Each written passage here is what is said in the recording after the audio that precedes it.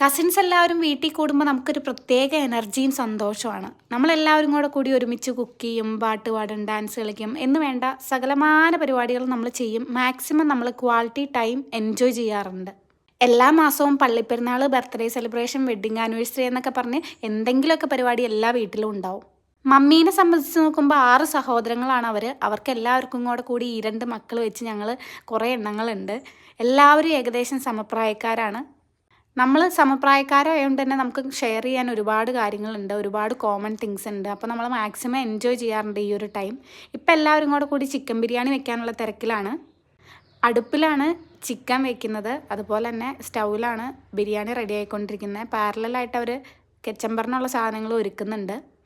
എല്ലാവരും ഒരുമിച്ച് എഫേർട്ട് ഇട്ട് കുക്ക് ചെയ്യുമ്പോൾ അതിനുള്ള സ്വാദും കൂടുതലായിരിക്കും. അതുപോലെ നമ്മളെല്ലാവരും ഒരുമിച്ച് കുക്ക് ചെയ്ത് ഭയങ്കര ഹാപ്പി ആയിട്ട് നമ്മൾ ആ ഒരു ടൈം എൻജോയ് ചെയ്തു.